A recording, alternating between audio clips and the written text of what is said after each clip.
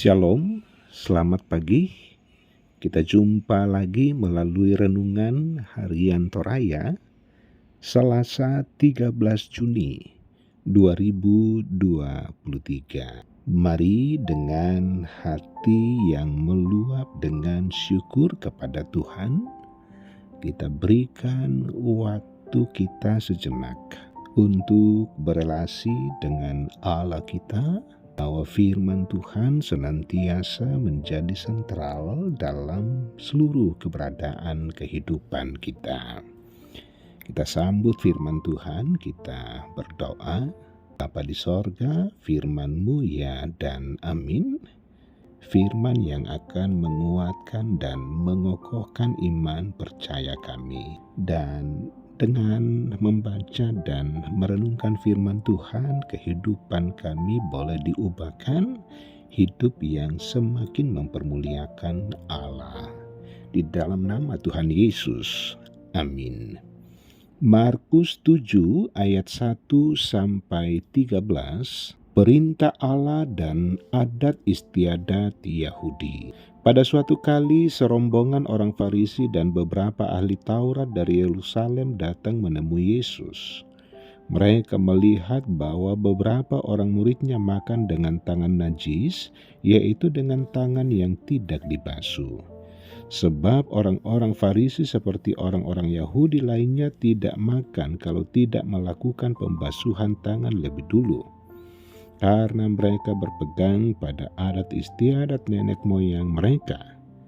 Dan kalau pulang dari pasar, mereka juga tidak makan kalau tidak lebih dahulu membersihkan dirinya.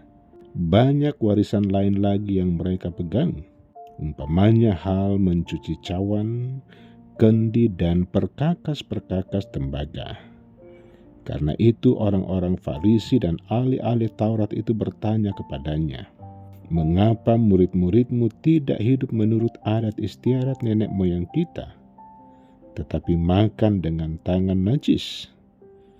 Jawabnya kepada mereka, "Benarlah nubuat Yesaya tentang kamu, hai orang-orang munafik. Sebab ada tertulis, bangsa ini memuliakan aku dengan bibirnya, padahal hatinya jauh daripadaku. Percuma mereka beribadah kepadaku, sedangkan ajaran yang mereka ajarkan ialah perintah manusia. Perintah Allah kamu abaikan untuk berpegang pada adat istiadat manusia." Yesus berkata pula kepada mereka, "Sungguh pandai kamu mengesampingkan perintah Allah, supaya kamu dapat memelihara adat istiadatmu sendiri.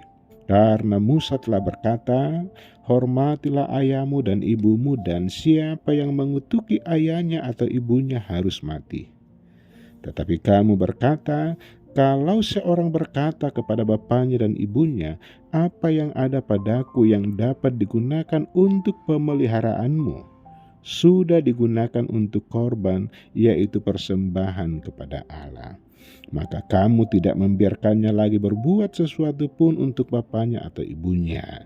Dengan demikian firman Allah kamu nyatakan tidak berlaku demi adat istiadat yang kamu ikuti itu, dan banyak hal lain seperti itu yang kamu lakukan." Amin. Tema rehat di hari ini, perintah Allah dan adat istiadat. Sobat rehat yang dikasihi Tuhan Yesus, tentunya bagi orang Toraja, adat istiadat menjadi suatu nilai kekayaan tersendiri.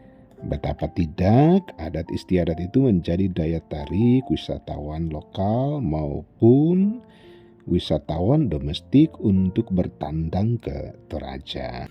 Namun juga sekalipun begitu halnya, masih banyak diskusi seputar hubungan Injil dan adat.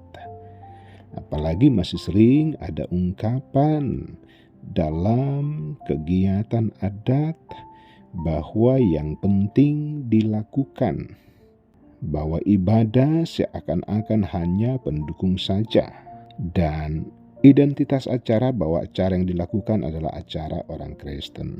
Lalu bagaimana pandangan Yesus tentang hal tersebut? Firman Tuhan kita boleh disapa di hari ini tentang bagaimana perintah Allah dan adat istiadat Yahudi.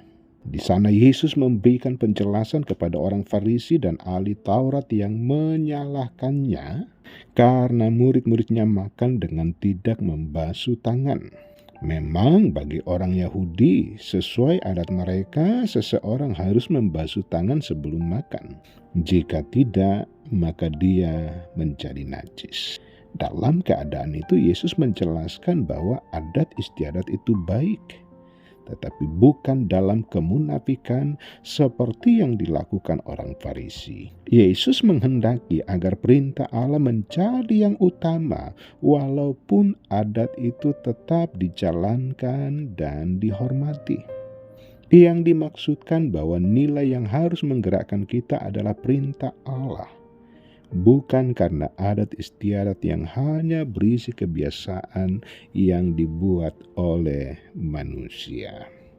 Sobat Rehat yang dikasihi Tuhan Yesus, lalu bagaimana dengan kehidupan kita dari hari ke hari? Seperti apa tempat ibadah dalam kegiatan adat istiadat yang kita lakukan? Seperti apa peran ibadah dalam rutinitas keseharian kita sebagai pengikut-pengikut Kristus? Firman Tuhan menghardik orang-orang Farisi bahwa bangsa ini memuliakan aku dengan bibirnya, padahal hatinya jauh daripadaku. Percuma mereka beribadah kepadaku, sedang ajaran yang mereka ajarkan ialah perintah manusia. Yesus mencemburui peribadahan kita tidak dilakukan asal dilakukan saja, tapi benar-benar firman Tuhan ada di dalam seluruh kegiatan kita, menerangi seluruh kegiatan bahkan kehidupan kita. Sehingga apa yang kita lakukan benar-benar untuk hormat kemuliaan bagi Allah Bapa di sorga. Amin.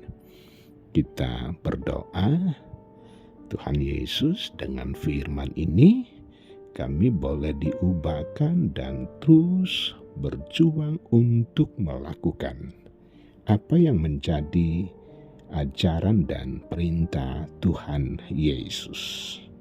Mampukan kami Bapa untuk terus mencari dan menemukan apa yang menjadi isi hati Tuhan dari dalam setiap firman-Mu untuk kami lakukan dalam kehidupan kami hari lepas hari.